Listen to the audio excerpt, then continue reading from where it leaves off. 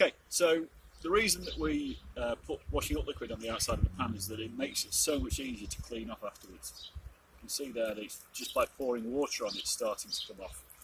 So if we then use our hands and give it a good rub round,